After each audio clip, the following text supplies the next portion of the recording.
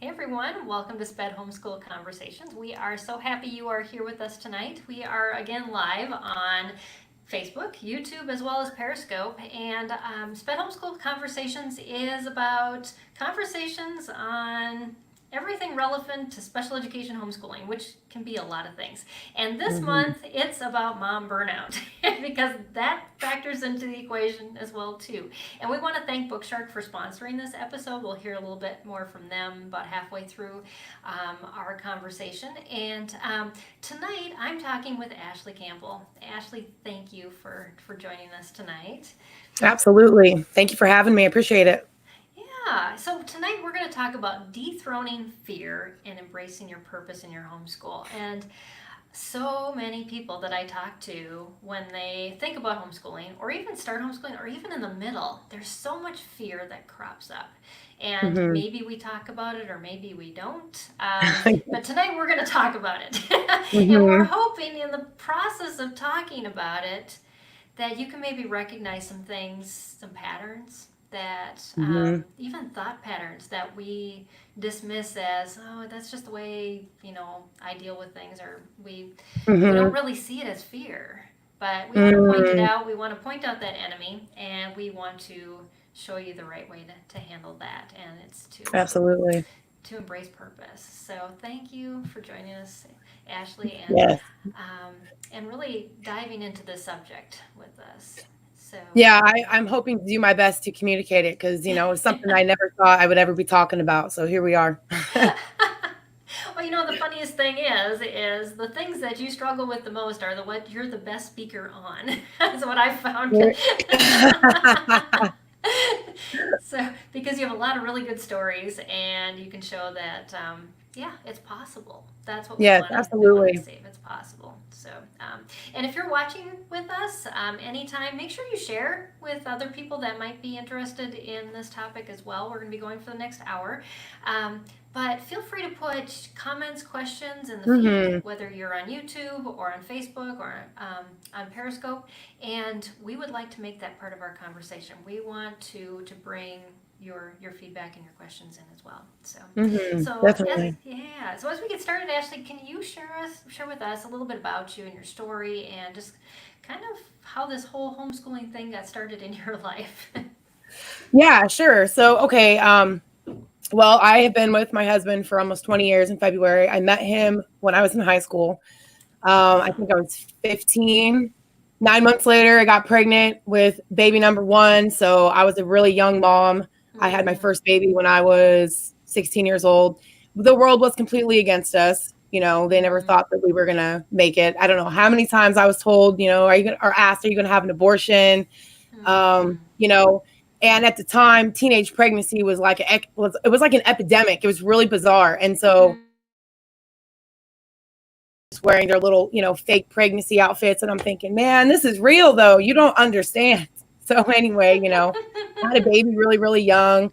And, so then 4 years later, I had another baby, baby number two. I was 20. So by the time I had the second baby, I was thinking, okay, cool. I should be getting some approval on this thing. Mm, I had the mhm. first baby when I was young, but I'm thinking, okay, I'm 20, I'm in nursing school, trying to be a nurse. I'm trying to, I want to make a lot of money and support my family. I thought I had everything lined up. Well, Right. I had the second baby and they're like, what the heck? You're having another kid? What is wrong with you? It's like, oh man, okay, I didn't get that one right. Mm. So then 2 years later, I had another baby. So that was too soon. But then I had another baby every 2 years after that for a total of seven. So, I mean, I threw everybody for a loop, having as many children as I did, and so Oh. I I had as far as homeschooling goes, I never thought I was ever going to homeschool. In all Hmm. honesty, I was not in a Christian family. I mean, I don't like to say only Christians homeschool, but the people that I was with, everyone who was homeschooling, they were all Christians. Okay, Well, yeah, um, back in the day, yes. yeah, right. I knew one person when I was in elementary school. She homeschooled her daughter, but it was only because her daughter kept getting in trouble. So it was like, okay, they Mm-hmm. they can't do anything with you, so we're gonna just keep you at home, and Right. hopefully that'll work out. Right. But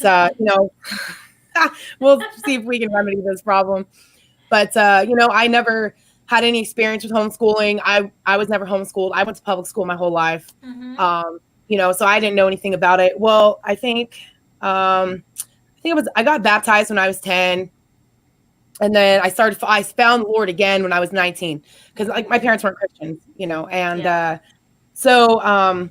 started following the Lord, found a church. I think I don't know, we started seeking the Lord. And then about 10 months later, we started praying for a church. I was like, I wanted to be around people who were following the Lord.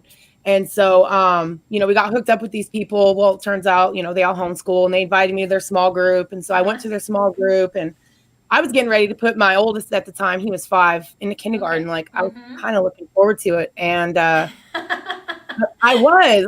Well, I totally relate. That's why I'm laughing, because I put mine into kindergarten and then they sent him back home. So, yeah. Yeah, I mean, that was kind of like, that was the thing, it was like, okay, send him off to school and then I'll do my thing or whatever, go pick him up.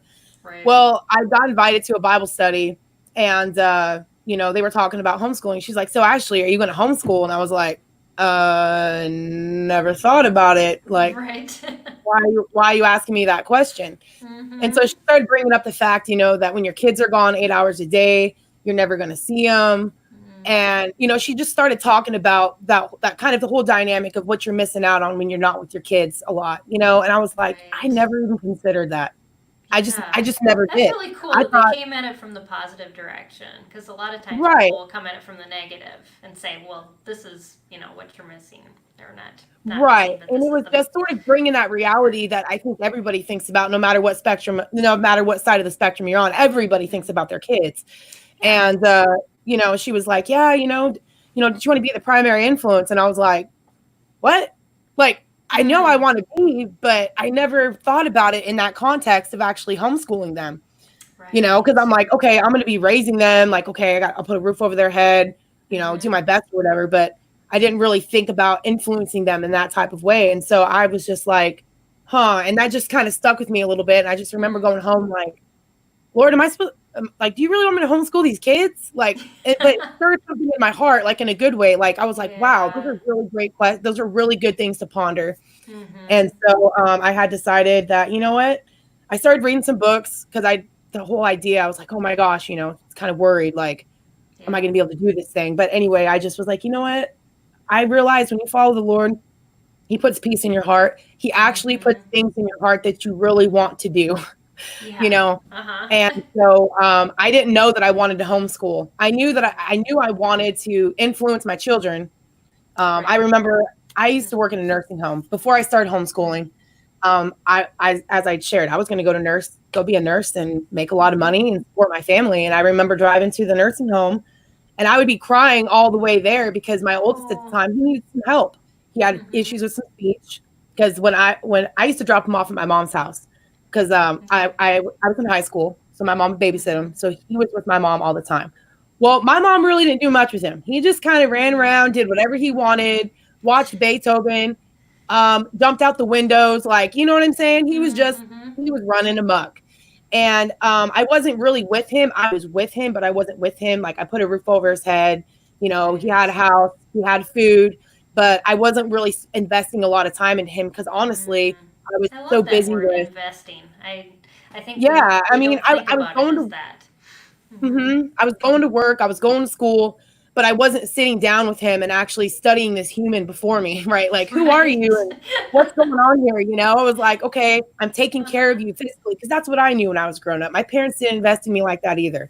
It was like, okay, you got food, you got water, you're cool, right? Just don't put the house on fire. We met our legal obligations.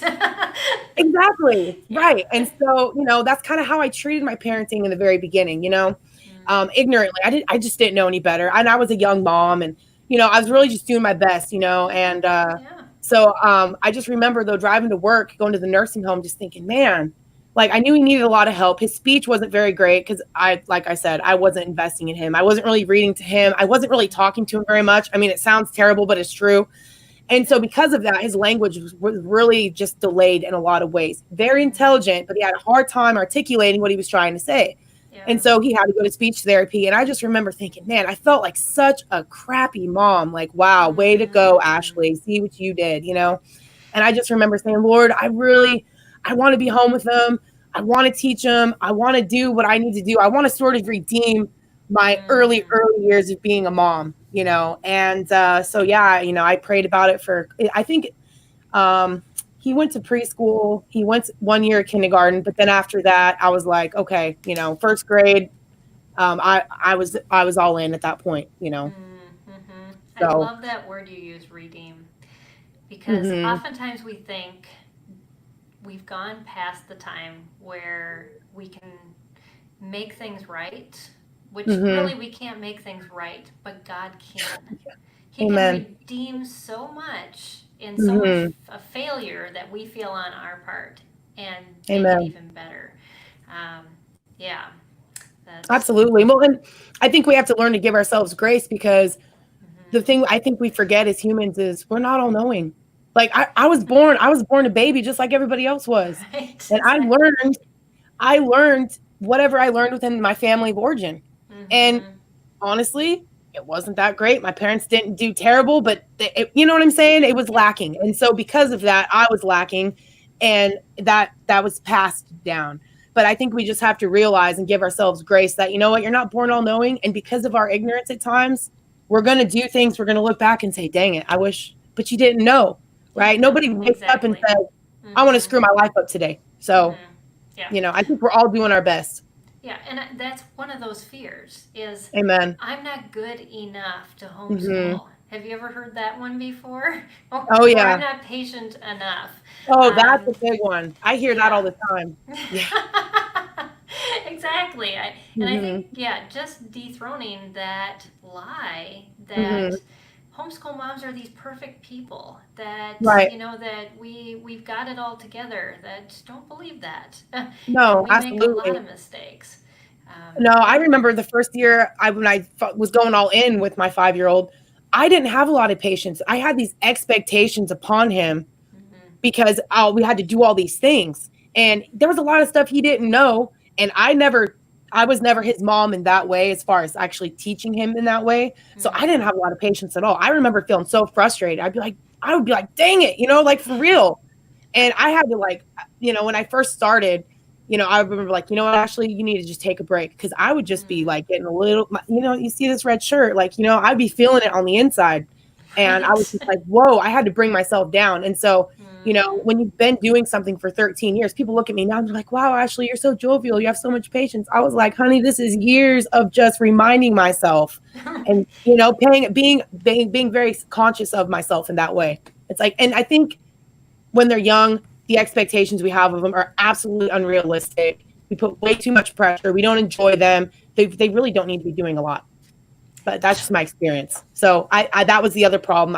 Because when they go to kindergarten, how long are they in kindergarten for? Right, 5 hours.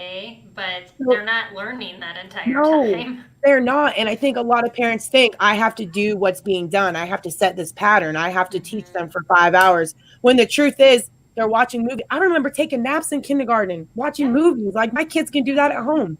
Right. So. Exactly. But just that expectation and just for asking reminding yourself, that's where the pressure comes from, and the fear, the expectations that maybe they're not your own, but they're somebody else's. So. Yeah. Can we talk a little bit about those expectations? Oh, definitely. Yes. So I want to say hi to Nikisha, who's watching. Hey, Nikisha, thanks for joining us. Yes, definitely Nikisha. pop in if you're watching and let us know you're there too. So, but yeah, just those expectations that we put on ourselves that we really shouldn't. Right. For me, I think it was, how can I say it? Everybody else was the professional. Everybody else was the teacher. Like I wasn't a teacher. I was a mom. I wasn't a teacher. So I sort of learned to outsource certain things to people just over a title, instead of realizing that, you know what, I taught my kid everything he knew up until he walked through the kindergarten door.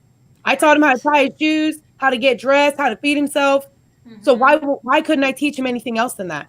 But I had this mindset because I was young at the time, I think I was in my early 20s, 19, 20, 21. I can't remember. I was young. And, I just remember having this mindset that it's the professionals that know this and it's their responsibility. And I don't really know what I'm doing. And the other expectation was they have to know all these things. They have to have all this knowledge. So I Yeah. put a lot of pressure on myself. And that's the thing, when you start comparing your kid to another kid, but my kid Mm-hmm. had his own struggles and his own context because his own environment, and I'm comparing him to another Right. kid that's like speaks better than mine. That was very discouraging. So there was a lot of Mm-hmm. skills Mm-hmm. I was comparing him to that wasn't reality for my life, you Right. know, skills, Mm-hmm. titles, all that kind of stuff. So Yeah. it made it very Yeah. challenging. And that's something that the educational society, I think, puts on us Hmm. more so is these people are trained, they're professionals, and it's really interesting when you all of a sudden see professional teachers start homeschooling and they're like, I just forgot, everything that I knew just went out the door. Because Right. when you homeschool, it's a completely different environment than teaching children in a classroom. You actually Amen. do that one on one, and customized schooling, and it's Hmm. nothing you're taught as a classroom teacher. Right. And so, Well, yeah, you just kind of learn to kick back and relax. Yeah, Jennifer kind of talked about that. She said, absolutely, it doesn't happen overnight. I had no patience in the beginning either. 13 years has taught me a lot. amen. Good And job, Jennifer. Absolutely. And I think it's so important that we share our wisdom like that, just our mhm, experiences with other people, yeah. you know. And you had said to Ashley at one Hmm. point already about just how. Oh, now I lost it. It's okay. It'll come back to you. It'll come back to me at some point. Hmm. But yeah, it's just those things that we keep beating ourselves up about. That yeah, you need to give yourself grace. No, absolutely. Right. Hmm. And, I don't know if you want to bring it up now, but I was just thinking about how, um, my own insecurities really played a role in this Mm, because I think if we're not aware of ourselves in this way, then we're going yeah. to hook on to all kinds of unrealistic expectations, all kinds of everything else that has nothing to do with you. You know what I mean? And so Right. Yeah.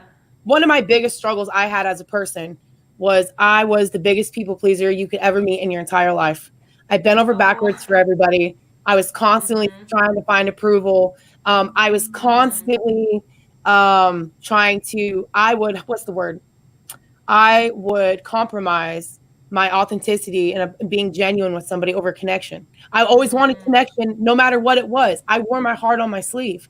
And, Right. so I was always trying to, please people. And I just remember one day I was like, after carrying that burden for God knows how long, my whole Hmm. life, I said, Lord, why do I care so much about what people think about me? Hmm. And I mean, I was pouring my heart out. And you know when God's talking to you because you have a thought you never had, and then the burden comes off. You're like, whoa, what was that? Exactly. And it Mhm. was because you've internalized man's judgments of you. And I was like, Mm. what? Ooh, that's a hard one. Yeah. But it gave me something to work with within myself because for so Mhm. long I had always, judged myself or always, how can you say, governed myself based upon someone else's perception of me. So if people made judgments of me, if they said, this is the expectation in homeschooling, if I valued that person's opinion, I would Mhm. conform and do everything they told me to do because, Yeah. that's how I got my worth. Like, oh, you tell me I'm Mhm. doing it right. Okay, cool. And so anyway, I just remember, really struggling with that, realizing I was internalizing man's judgments. And then, Mhm. just was like, Lord, how do I get free from that? And that's when he started just Right. showing me how I was doing that.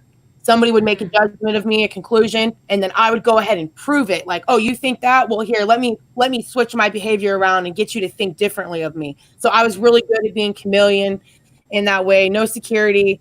And so Mhm. that people pleasing thing just really got me. And I was just at the mercy of, anything and everything. And so I was always Right. living to these expectations in every area of my life, not just in homeschooling, because usually a pattern will not be set just in one area, but in every area of your life, Right. you Yeah. know. And so, Yeah, and you said too, you started noticing it. I love that when God mhm, reveals something to us, we start yes, seeing those things in our life. And I remember mentoring somebody, and she's like, "Peggy, I'm seeing it all the time," and I'm like, "Yeah." But it's not that it's there anymore. It's just that you're seeing it now. yes, And yeah, so be thankful that your eyes hmm, are not shielded any longer to amen, that lie. So it absolutely, gives us that opportunity instead of beating ourselves up when we see it to hmm, say, okay, what am I going to do about it now in Mm-hmm. truth to confront Mm-hmm. it? So how did you get beyond that then? What you mean, just getting out from underneath the people pleasing? Yeah. Oh man, so that's Because been a I think journey. that's a lot of parents. I mean, we would like say, oh, my child's doing so good in this, and we want to Hmm. compare and please everybody else about how our kids are succeeding in homeschooling. And yeah, Right. Well, I think I had to just make a decision that the burden of living underneath of it was just too heavy. I just had to make a yeah, decision that, you know what, I can't do this anymore. mm-hmm. I knew I didn't want to live that way. And so, I just remember just like, Lord, you know what? That was the other thing I had to realize. And I think we talked about this in the very beginning was we're not born all knowing. Man is not all knowing. So if man isn't all knowing, why would I submit myself to their opinions and their judgments upon my life when they Yeah, only know good what I point. choose to reveal? Mm-hmm. Right. So when people were making judgments or conclusions or whatever, it was like they were only seeing like a hair width of my life. Yeah, Right. So why would I put so much exactly. weight upon that? And so, you know what? I had to Mm-hmm. learn, because this is something I wasn't taught in the Christian community, was to get underneath God's love that surpasses knowledge. I didn't know how to be underneath God's grace and his love. I thought it was a one-time transaction. Okay, Jesus died for my sins. Cool, I accepted it. But I didn't know how to live in that on the daily, and so, Right. God had to show me that he's my judge, but he's not my judge because he ain't even judging me. Jesus don't even condemn us. Mm-hmm. He doesn't point out our wrong consistently. And that's what I was doing. There was a lot of things I was doing that I wasn't even aware of. I had a lot of Mm-hmm. shame in my life as a Christian. I had a lot of condemnation. I had a Mm-hmm. lot of things I was struggling with internal inside of myself in my relationship with Yeah. God. And I had no idea how it was being carried out into every other area, like homeschooling, right? Because when you dealing with shame and Mm-hmm. condemnation, when you're pointing out you're wrong all the time, you're going to do it in every area of your life. So I had to be Yes. aware of that and understand what those dynamics were so I could be like, oh, that's Mm. what that is. Because once you become Right. aware of Yeah. it, then you can get out from underneath of it, That's exactly it. Yeah, you do have you to know? become aware of it and name it. And Naming what yes, it name it. is. Absolutely. And the other thing was God says that his perfect love casts out fear. And so I had to acknowledge the fear that I had, the fear of, because I had a really hard time with people looking at me in a bad way. Like, honestly, Mm. I think that's a thorn in my flesh. I still, to this day, I will have a thought come over me and I'm like, oh, Ashley, why are you worried about what this person's going to think of you? And I had Mm. to learn that I have my own values and my own character inside of me. I have my own vision for my life. I have my own things I want to do with my kids. Right. I have things within myself, and I never even learned to tap into that because the culture I was around a lot, it was you just die to yourself. So I was this person Mm. that was Mm-hmm. dead on the inside. No, died to all my Yeah. desires, died to all my emotions, died to Mm-hmm. everything else but whatever I thought everyone was, what except for what everyone else was telling me to do. So I was not Right. giving myself permission to actually live from my heart. What does Ashley want to do? What does she want Mm. to accomplish with her life? What does she want to do with her family? What does she want to do with her kids? I never gave myself permission to do that. You Wow. know, That is such a burden. But it was a huge burden. I think a lot of women live that way. Hmm. And you don't see it as that. You see it as a whole Right. lot of other things, insecurities, or just following and doing what everybody else is doing and kind of hiding in that Absolutely. versus being, this is who I am. I'm Amen. not trying to be like anybody else, Hmm. but I'm being me and I'm Amen. loving me because Yes. this is the unique me that God made. And I think that's embracing our purpose. We were going from fear to purpose. Yes. And really, once you get out of that fear mindset, Hmm. things open up so Hmm. much. Um, and Absolutely. then you're able to do that. So, Right. And um, just like, just going back to, what do I want? What do I want to mm-hmm, accomplish? And the other mm-hmm, thing I was thinking, for someone to really unpack that in their own life, like if you wanted to figure out how did I get here? Right. Because I think if a lot right. of women struggle with it, you got to be able to kind of go back. And for me, all these things we struggle with, they do develop when we're children, right? Yeah, they There was do. a situation I went Mm-hmm, through as a kid, and it was it was a very traumatic. I had a very traumatic childhood in a lot of ways, and mm-hmm, I there was a time where I was solving my own problems on my own. I was talking to counselors at school, mm-hmm, and I was feeling pretty confident with that. And I was like 5 or 6 years old. Well, mm-hmm. when I came home one day and my mom said, "Are you talking to so and so?" Are you talking to the teachers, the counselors? I'm like, yeah. She goes, if you keep doing that, they're going to remove you out of the house and they're going to call CPS. You're going to be gone. So and you know what? The Lord brought that memory to my mind, because as you're recovering from situations like this, there's going to be things that he's going to remind you of that have happened that helped shape that in you. And that was a big thing for me. And I didn't realize at the time that I had learned at that moment that I couldn't trust my own discernment anymore. Right. I felt good about that you had to mask what was going on.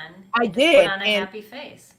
Right. And when the people that you love the most tell you that the way you're solving your own problems is wrong, that just robs the confidence right out from underneath of you. So if you don't learn as when you're young that you have the ability to think and solve problems, you're like, well, I can't trust myself. So now you start looking to the outside world to give you directions. And that's why it gets really confusing, because a lot of times you're doing things that aren't even aligned with your purpose and what you want to do. And then you feel burnout.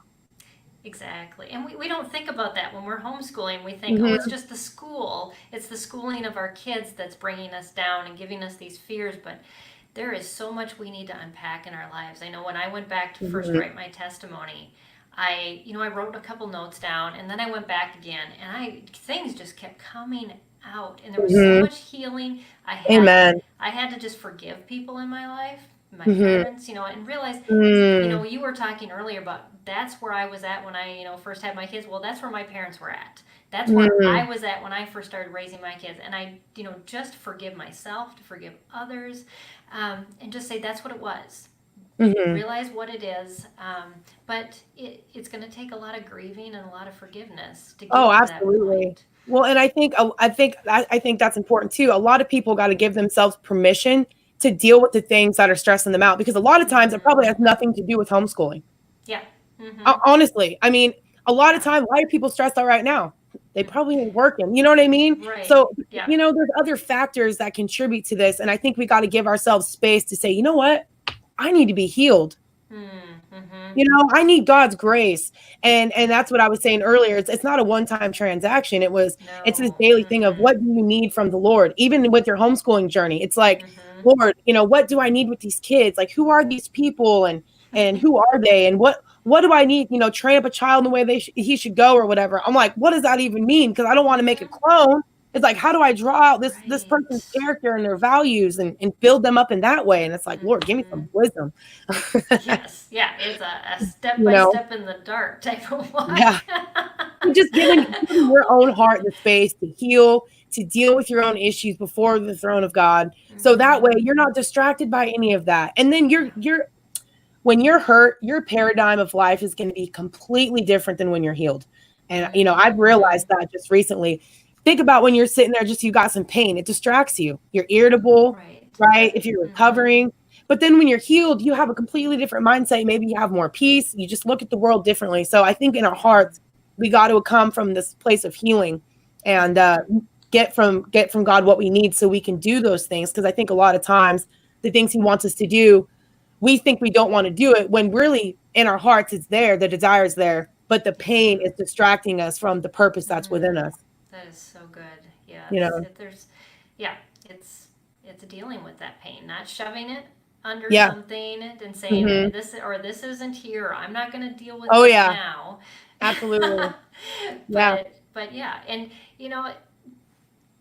our growth as mothers, I think homeschooling is that really nice thing that presses you to really unpack a lot in your life. Where people who don't homeschool, they can send their kids to school and say it's somebody else's problem. And I'm not saying that everybody that sends their kids to public school does that, but it's a very easy out of not dealing with a lot of things in our lives. And I found that homeschooling for me especially taught me a whole lot about myself that I didn't realize I was on the journey to learn. You know what? I'm going to tell you, God, I think, and you probably can relate to this, homeschooling makes you such a person of integrity because you're at home by yourself with these kids. And I'm like, Lord, you see everything. Oh, yeah. I can't be blowing out. For real. They do. And that's the other thing, right? They see everything. They pick up on everything. I know how it was for me being a kid, being in that situation.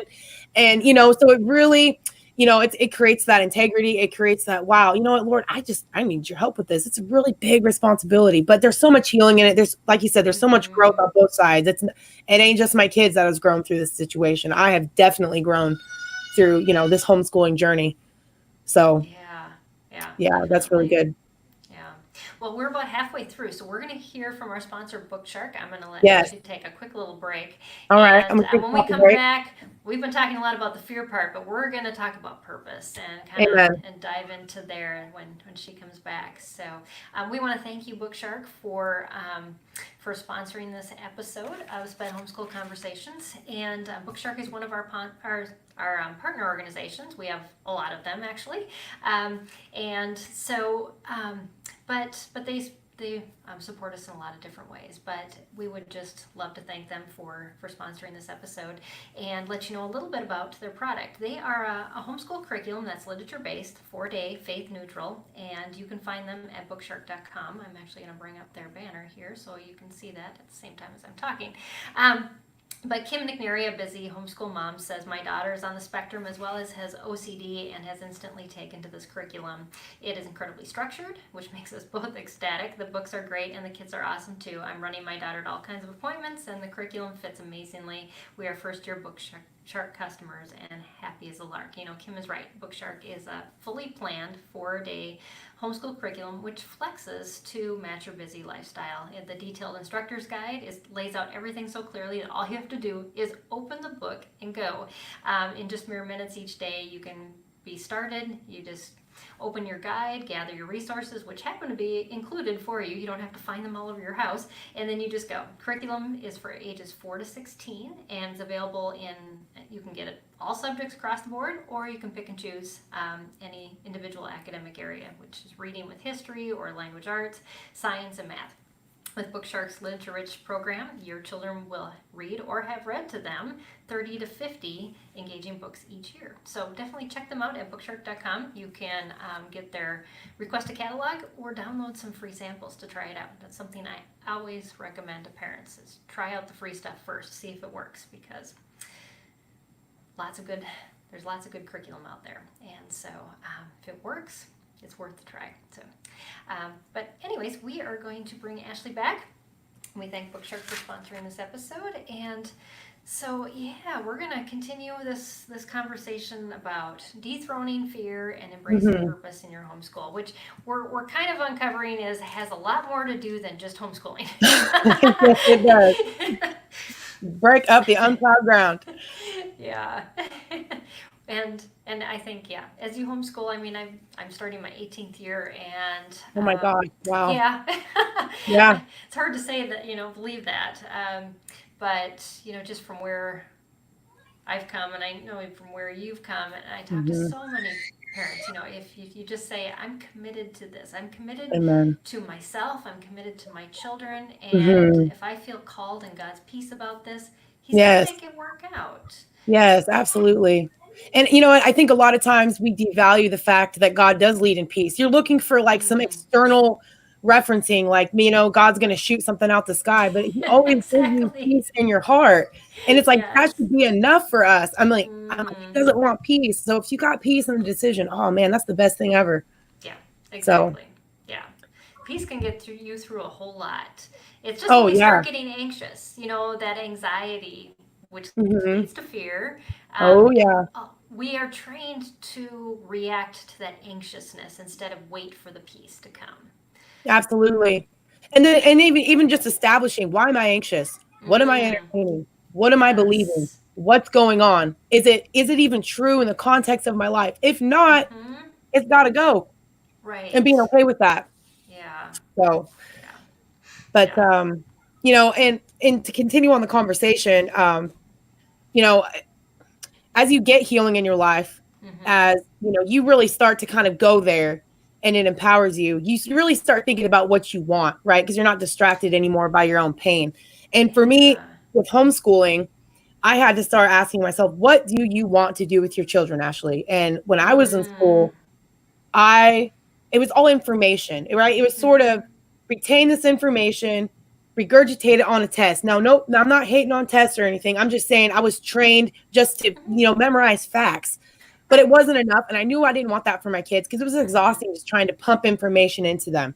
Right. And so I had to make a decision. What do I want? And I wanted them to learn just how to think as individuals, just to be able to think about stuff. So it's like I started asking God, okay, how do I teach a child how to think, you know, and to be a critical thinker instead of just worrying about them having information? It's like, how can I teach them to use the brain that you've given to them? So that way they don't have to worry about retaining. All they have to know is these basic skills, and then they can do anything, you know?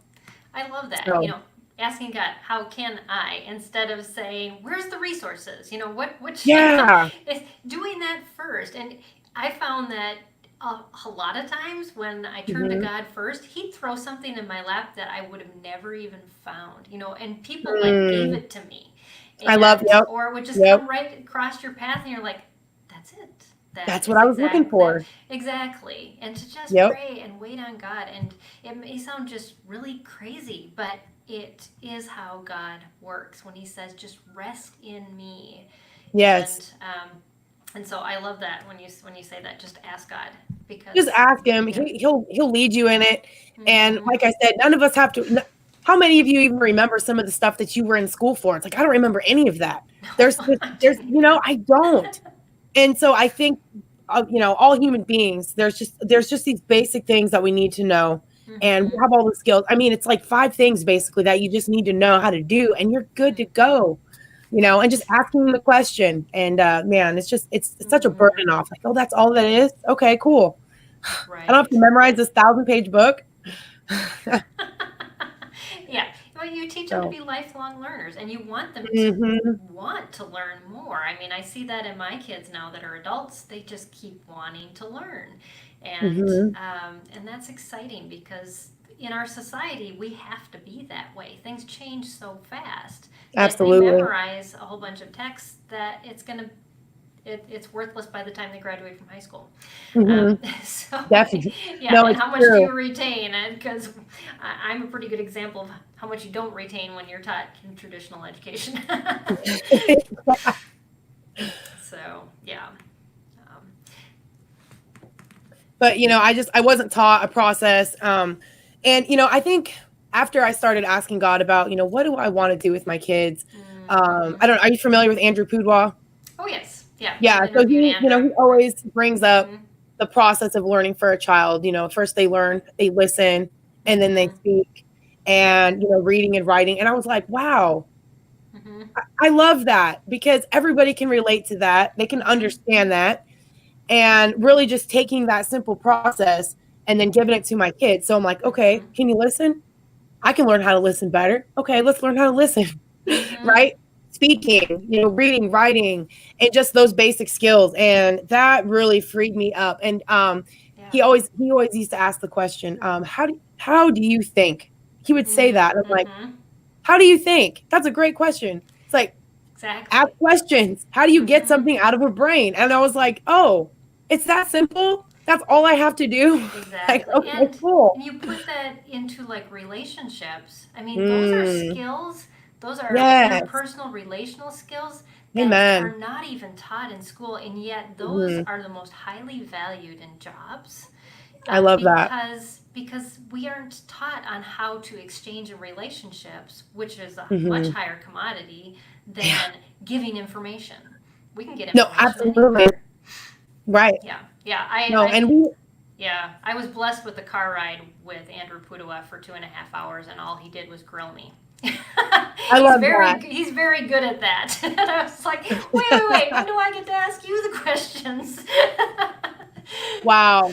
See, I love that though, because probably at the end of that, you just probably felt so much more empowered. Like you know, wow, wait a minute, I can do this. I know so much more than what I think. When someone questions you a lot like that, or however he did that, you know, and so, and that's the other thing, you said something about relationships. Everything we know, we learned in context of relationship. That's function, so dysfunction. Yes. We learned it all in relationships. So relationships, the foundation of everything. I mean, our parents, we were raised up with our families. Those were all relationships. Your spouse, whoever you're doing life with, it's all relational. And that's the other thing too, is I'm very big on teaching my children character and bringing out their character. If I see however they're acting, I say, hey, you're really kind, you're really compassionate, you're really faithful. I let them know. I try to call out the traits that I see because the character traits. Yeah, I love that. Yeah, I call it out on them because I realize that's what they're going to take with them, and I want them to learn how to identify themselves by their character and their values, and not performance, not other people's opinions, not their circumstances, but by the who they are in character and their qualities that they possess. I'm like, you know what? If they can define themselves like that, they're going to be so free. Exactly. Yes, and it takes a flip on what you were saying earlier about how you were raised as to always bury and hide things, where here you're turning it around and saying, tell me more. Tell me about yourself. Give me more information about you, because that's valuable, not trying to hide who you are. And so how has that been freeing to you as a parent? Because it helped me realize that I'm not responsible for shaping them. I have to draw out who they are. And so it took the burden off that I don't have to do this thing or do that thing. I just have to say, who is this person, God? What traits do they have? What do they like? What skills do they have? And really draw them out in them. And so really there's no expectation on me to try to mold this kid.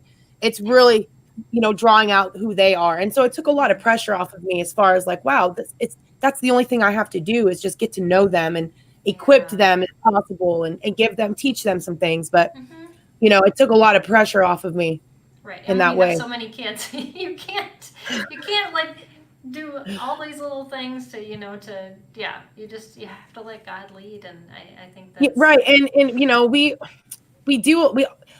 being that these are skills that everybody has to have, everybody has to learn how to listen, be a good listener. Everybody has to learn how to read. I tell my kids, if you want to be a slave, be ignorant. So if you don't, and I don't want my kids to be slaves. So I'm trying to give them the tools they need to just know how to learn. Can you learn how to listen? Can you learn how to read? If you know how to read, you can do anything, right? And then if you can write, you can take these awesome thoughts you have in your brain and you can put them on a piece of paper and share with the world if you want. Heck, you could speak on it if you want to, and so just teaching them to build upon the natural things that they already have as a human being, the skills that they're going to need. And anyway, I just kind of on a bunny trail there. Well, and you're empowering them. You're empowering them to be who they are versus to be who the world says they should be. The context that, that really stopped you in your tracks for so absolutely. long. And, that's just a beautiful picture of seeing how, you've moved beyond, the freedom and being empowered in your own life, but you've empowered your children now and the next generation to come and generations to come. We can break those curses that and that is the beautiful thing about God's grace is his grace breaks that. He can take all those things and he really can give you a foundation to stand upon. He'll give you insight to those injuries that you endured, that you can take that insight, integrate it into you, and you can share that with other people. It's really a beautiful thing, And so you were saying covering things up. That's all my family knew how to do. My family, they were massive addiction. My parents were both alcoholics, bless their hearts. They all died from liver cirrhosis. My biological dad, I think, died of a heart attack. But my mom, my stepdad, and my stepmother, they all died from liver cirrhosis because they were always used to just not feeling anything. And that's the other thing I learned in this process is you cannot be afraid to feel what you're going through. And as I was on my healing journey, I remember having these memories in my mind of what had happened, but I didn't know what it felt like. It was the weirdest thing. I was like, I had turned something off. And I think we have to be comfortable with our emotions if we're going to do life, if we're going to do anything in life.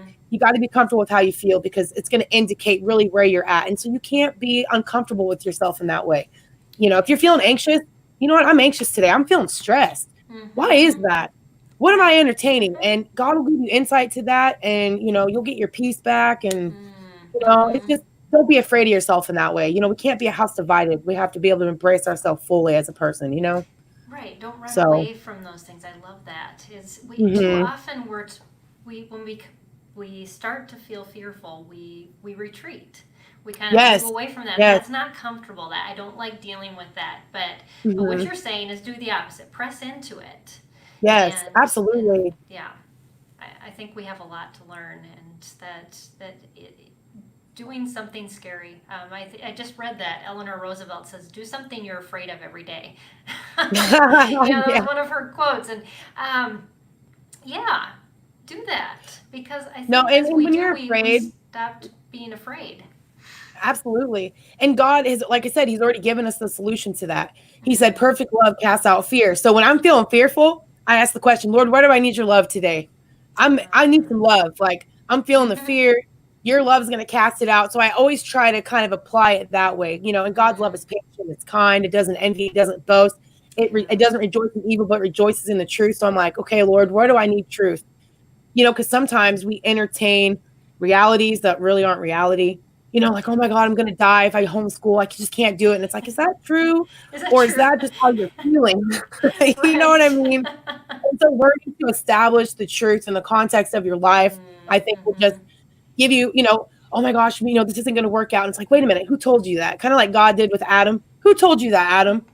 You Yeah. know, when God Yeah. was calling him out and Adam said, I was afraid, how Mm, Adam responded to God was an indicator of who he was listening to. God doesn't give us fear. So if you respond in right. fear, you got to ask yourself, who told me these things that's making me Mm, feel fearful? Because God doesn't give us instruction of fear. So that's how right. you can know. And God say, who told you that? Oh, you're afraid? Okay, let's unpack that a little bit. And then you can Mm-hmm. get out from underneath the fear if you acknowledge it. And so we just Yeah. can't be afraid to take our whole self to the throne because God's grace is Mm, truly enough for all of that. His love is enough for all of that. And I mm-hmm. love challenging God in that way. Okay, Lord, Mm-hmm. I'm feeling afraid. I'm feeling this way. Here I am. What Yeah. you got? Right. It's that So, wrestling. It's why we mhm. talk a lot of sometimes as Christians about wrestling with God, and that's exactly Yes. it. It's taking it to Him. It's Hmm. not that I'm going to win this argument, no, Right. but God's going to teach me something. He's going to mold me a little differently. I'm going to come out maybe a Yes. little sore, but my understanding is going to be better. Amen. Yes. And you're going to come out with a lot more peace because a lot of times when you're feeling that way, like if you want to challenge God in that way, he shows you this is why you're feeling that way because this is how you're processing, this is how you're thinking about it. And a lot of times you don't even realize how you formulated something in your mind that led to those conclusions that because really when you think about it, we're emotional creatures. And so Yeah. if we think and we feel. So when you Mm-hmm. think about something, it makes you feel a certain way and then you respond, right? And so, Yeah. just being able to just realize that once you wrestle with God, you Mm-hmm. come out of it and you're like, wow, okay. And that's the cool thing about God. God's not intimidated. I mean, I use a lot of people will Mm-hmm. be like, wow, you talk to God like that. I'm like, yeah, I mean, I'm just honest. I know. Well, You and know, He already knows. He can read your you already mind. know. Yes, my Yeah. kids had heard me yelling one point, and they're all, "You cursing God?" I'm like, "No, I'm just I'm praying just, really I'm loud." venting right now. No, it's so true. And I think we have to be comfortable to approach God and say, look how Job would talk to God. He would be like, Lord, let me Yeah. argue my case with you. Mm-hmm. David, I mean, all of the heart, anybody who had a heart after God, they were not afraid of God. They knew they could be truthful because they knew God was always going to meet them with love and mercy. God will bring Yeah. correction, but he brings you Mm-hmm. he brings you the correction for your own good. He disciplines our thinking, right? So you have Mm-hmm. to realize either you're going to bring yourself into your own destruction as far as kind of being isolated, Yeah. or you can get it's like going to the doctor if you're recovering from something and they sort of straighten it out. It's a little painful, but once Mm-hmm. it's done, you can fully recover. So it's like, oh, okay, Right. God isn't going to leave you wounded. Mm-hmm. So just Right. wrestle it out. He'll let you do it. You'll be all right. And that's what gives you power too.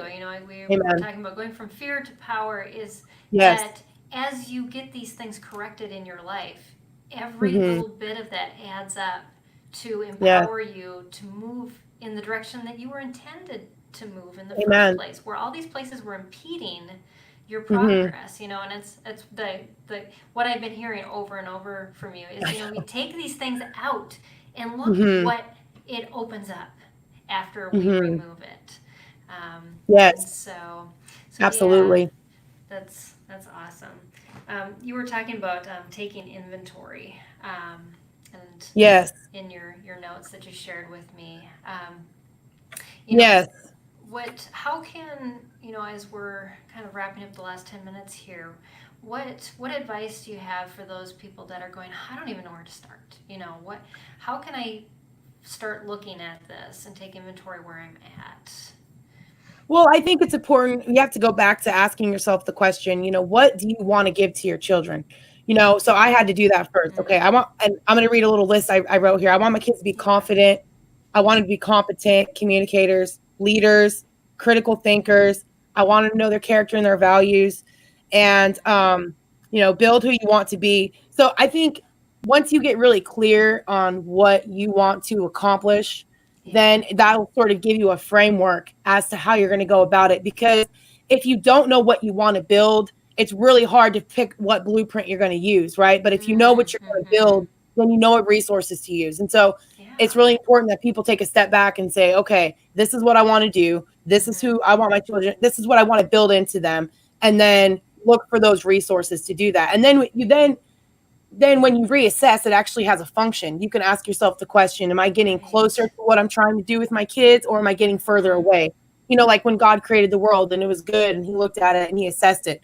We got to be able to assess it, but we have to know what we wanted to create from the beginning, like God did. Okay, let there be this, let there be that. He knew what he wanted to do ahead of time. And so I think we need to know what we want to do ahead of time so we can begin to equip ourselves. And so for me, if I wanted my children to be confident and competent communicators, leaders, critical thinkers, know their character and values, I had to work on myself first. Right. I had to start that journey. So then I could take what I learned, the process I learned, and give that to my children. So I think that alone is really going to be the best thing, because if we want our kids to be lifelong learners, then they have to see you in that process of learning and maturing and growing yourself. Yes. And then you give that to them. So just getting really clear on what you want to do with your kids. What do your kids need? Do you want them to have character and values? And then so you look for those resources. And that's where you brought up earlier, asking God, this is what I want. So how do I do this? What resources do I need? And I promise you guys, he will bring them to you on the drop of a hat. I mean, he really will. So and having those things written down, when those fears start to come in, I mean, as you were talking, I'm thinking about, just all you've been talking about with the fears. If you have that list, you can instantly see this fear has no bearing on my goals and anywhere I'm going with my kids. So why am I listening to it? Amen. And so write those down. I love that you had to, you read them, you wrote them down, and I'm sure you take them out and look at them absolutely. And I think that's why God says we need to have a vision, write it down and make it plain. You really need to have this written down. So like you were saying, when the arguments and the presumptions come, the thoughts that we're supposed to cut down, you can identify very quickly the thoughts that are coming in, that are trying to steal, kill, and destroy the thing you're trying to build. And you could be like, nope, not today. Right. And then, so you know what to keep and what to throw away. And so it takes a lot of the pressure off of you. You're not consuming everything, because not everything is for you. You're going to have a different vision, different everything. And you got to be okay with that. That is so freeing. Just what you said. Everything is not for you. We don't have to be like everyone else. And that'll just run you into the ground so fast. And your kids too. I was talking to someone earlier today, and she said that she was there. One of the daughters of somebody who authored a book that was about how to succeed in homeschool, graduate your kids by 12, and have them go to college. And she's like, and one of their daughters followed a typical plan, not like the rest of their kids, and she feels like a failure. And it's like, oh, that is so heartbreaking. No, absolutely. The high expectations that we can put on our kids can just not make them feel like I'm good enough. Absolutely. Well, and I think the other thing parents can do is, it's like, are we asking our older kids what they want to do? My oldest son, he absolutely does not want to go to college. And this mama right here is not going to make him. You know what? He's got his own vision for his life. So my goal is to encourage that vision. If we as parents are trying to find our identity in what our kids do, You are Yes. going to be so disappointed. And that's Mm-hmm. what I've had to come. You know what? My identity cannot be tied to the choices that my child chooses to make. So I They are wonder sometimes if individuals. parents Mm-hmm. get disappointed because they had this expectation that if my kid does this, it's going to make me look like such a great parent. Well, how do you think that makes that kid feel? It's like, what? You don't think I want to do is worthy? Like, you don't find Yeah. value in what I want to do or the choices I want to make? And Mm-hmm. so I think it's really important to remember that side of it, that, you know what, we got to get our identity out of the equation and really try to Yes. build up children that are confident in their Mm-hmm. decisions, So you true. know? Yep. Yeah. Hmm. Yeah. Whatever, train up a child in the way they should go. Yeah. That way you do not choose. That is No. predestined by God, and you And have to be okay with it. right. And they Right. may be a prodigal child, Right. and that may be God's way of working through a lot of other things in their life, and that has to be okay in our hearts that He's in Absolutely. control and on His throne. Right. And I think we have to be comfortable with the fact that we were those prodigal kids too. You know, we were running from God's grace. Oh You know, yeah. I think we got to keep your heart on that level. So if they do go that, you can relate, like, you know what, I've been there, Mm-hmm. you know, and learning to connect. And I think that's really, really important, especially as Mm-hmm. your kids get older in those teenage phases. They need to know that you're Yes. still like a human being and they can relate Mm-hmm. to you. And that, because I think as you are, you know, have that relationship, that they Mm-hmm. will, you know, hopefully they'll talk to you about that kind of stuff too, you Oh know, yeah, if they're feeling yeah. a little If prodigal you going in them. if you follow the way that Ashley relates to her kids and do that, you will have teenagers you love. I promise you, because Amen. I did the same thing with mine, and I love I love it. being with my children, even as young adults. Me We're all in the house too. together now still because Yes. of this quarantine, and we Hmm. love that time together. But I know if Yes. I would not have invested in those relationships, it would not be the Amen. same. And Absolutely. and so yeah, that's really what matters most, isn't it? It is. And it is. It's the quality of the relationships. I think it's parents just learn, you know what? It's okay to be humble with your kids. If you get a little upset and emotional, you guys, I don't know how many times I've, over the years, have had to apologize to my children for being on Oh the edge yeah. some days. You know, like, you know what, mom got a little upset about that. I'm sorry about that, you guys. And I think it's okay. We just got to keep, if we keep that, you know, our kids are going to be like, wow, you know what? I can approach you. Yeah. You know, and and Exactly. and Yep. and it keeps that environment in the home, and then you just feel comfortable with everybody. You know, Mm-hmm. I used to, I remember when I had kids, and everybody always said, "You just wait till they're teenagers," and I was like, "Oh Mm-hmm. my God!" I used to be so nervous about that. I was so scared. I was, because I know what I was doing when I was a teenager. However, there's always a context. There's always different Mm-hmm. things. Don't think that just because they're teenagers that they're all going to turn out that way. Every heart Exactly. needs, every heart just needs love and grace and patience and all these things. And so I was like, Mm-hmm. Lord, no way. Like, oh, I'm so, and I was like, you know what, God, you gave us these kids. There's got to be a way to do this where I'm going to Right. enjoy them through Uh-huh. every stage. And I have, you guys, I'm telling you, Mm-hmm. I've enjoyed it the whole way. My oldest is going to be 18 in June. We have a very good relationship. And I think it's just having these things in mind while you're working with your kids, you know. So Right. Yeah. don't get Well, they know discouraged. who There's they so are. many things Yep. out there, and you're going to be Mm-hmm. okay. Don't, you know, just live with your kids in that way, and just learn with them. That's the other thing. I just learning with them and figuring things Yes. out, Yes. You don't taking need to breaks know it if all. you need to. If you're feeling stressed, it's okay to take a break. Yes. Exactly. Yep. Yeah. And um, I we learned got. there's 365 days in the year. You don't have to follow the same schedule as everybody else either. You know how they have the homeschool, not, Mm-hmm. you know, public school, 9 months, whatever. You have Right. 12 months. Utilize all 12 months. Absolutely. So, Yes, and they're but learning whether you're using books or not. So just know oh that. yeah, they're gonna go find their own things outside, and they're gonna bring them and show them to you, frogs, whatever. You know, my kids do that all the time. So, you know, just be okay with that. So, Yeah, yeah, definitely. but Well, we've got to wrap up because all I've got righty, Mom's Night Out the next hour. If you want to join us okay, just to chat about all that stuff, definitely all you'll right, find the link either in our Facebook support group or we have a closed link that you can find on our website at spedhomeschool.com. You can just look for Mom's Night Out.